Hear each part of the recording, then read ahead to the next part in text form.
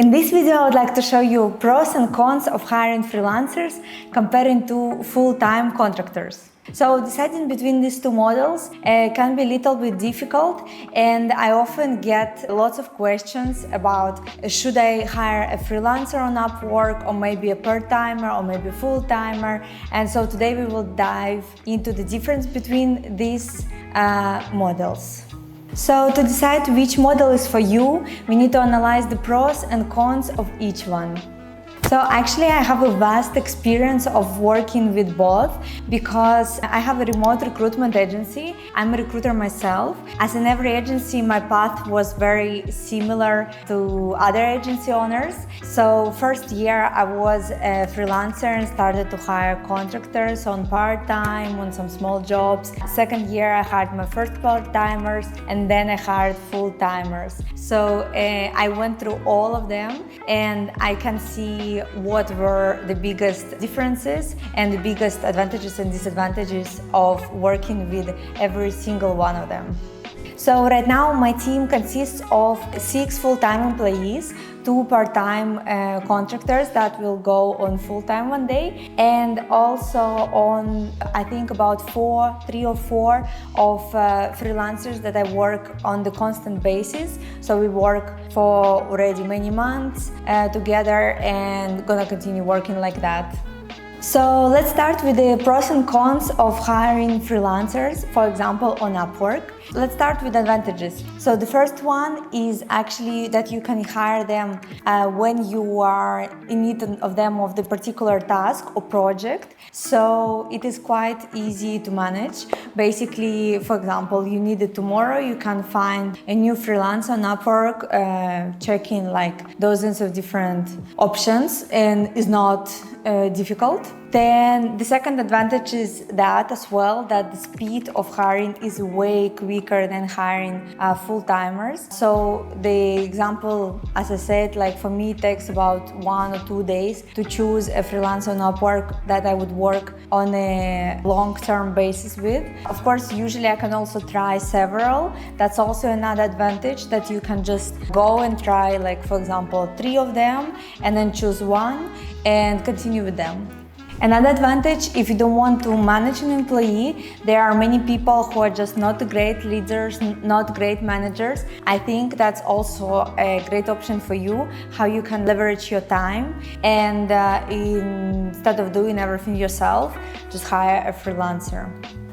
Another one that I actually heard is a great comparison between Upwork and Airbnb. So as an Airbnb, when you're traveling, they charge you triple per stay, per day, per month, per week. It's triple than what you would pay if you would just rent an apartment in that city. That's why it's uncommon to just come to the city for 3 months and rent an Airbnb. Same here, exactly. So when you need a job done, you can go on Upwork, like a marketplace of talent, like the marketplace of accommodation Airbnb, and just hire someone and get that job done, you know. So the same, you can basically, you don't need to manage, you don't need to set up a contract much, like everything is already automatic. So the disadvantage here is that they charge you triple, both of them. And so if you would pay for accommodation in Barcelona 1,500 for 2-bedroom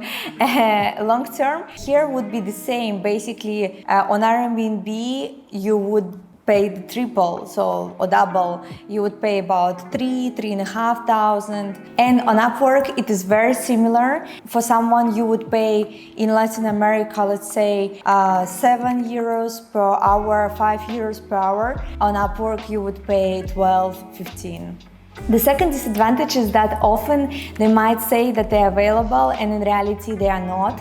So they're just busy with other projects, and basically they just say that because they want you to hire them, and you are ending up in the situation when you are actually like, okay, now I don't have a freelancer anymore, what do I do? And you have to do sometimes the job yourself or just hire another one. You lost your time, explanation of the task, so it's quite annoying. Okay, now let's move to the pros and cons of people who would work with you on a longer basis if you would hire a full-time contractor. So the first advantage would be that they would be way more focused on their job and be with you more long-term. So you can also see it in their development and the development of their work. When with the freelancers, you don't see much difference over time. Like it's often, most commonly, the same level of work. It doesn't go better because they don't adjust to you. You are just a client one-off. It's kind of like always the same level. So here, the level is always growing and they are very committed to grow with you.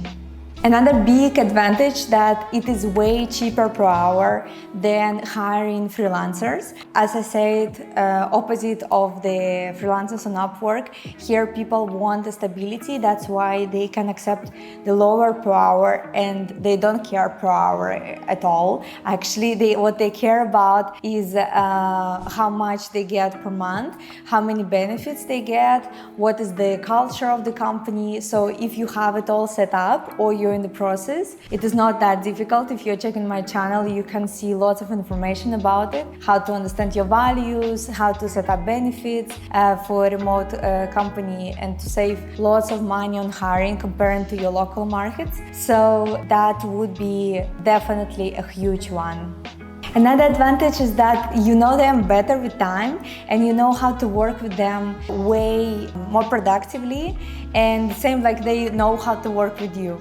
Then I also always say that it is amazing that they're always available. So for example, when you need a freelancer, as I said, they sometimes can say that they're available, but they are not. Here, you know that the working hours of your full-time remote contractor is from 9 to 6, and basically in this time you can write them anytime and they will reply to you. If they don't, it's a bit like odd, you know, so usually you have some rules like you need to reply in 3 hours maximum time. That's very useful actually.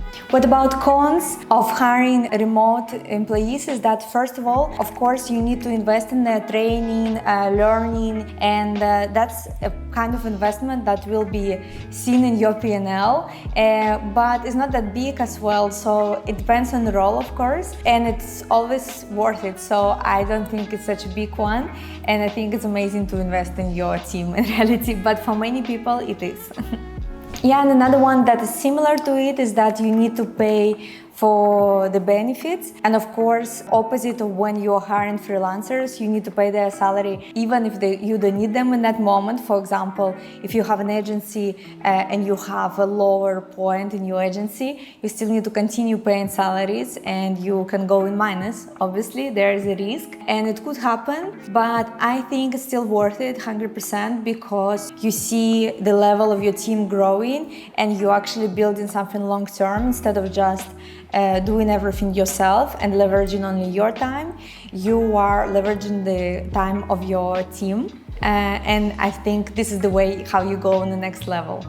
That's it for today's video. Thank you very much for watching and I hope you found it helpful. I have a bonus for you. Basically, if you want to find out how much would cost to hire this or that talent for your team, for example, you need to hire a marketing person, designer, operations person to manage your operations, client success, customer success, manager of your team. All these people you can hire actually remotely, close to your time zone, and we can definitely help you with that. So what I can give to you is a market research on how much would be the salary of this person. So I would really love to do that for you for free, even though soon we are gonna start charging for this service. But for those who are watching this video, it will be for free forever. Just write me in the comments, for example, and we reach out to you. Thank you very much for watching and I will see you next time. Bye.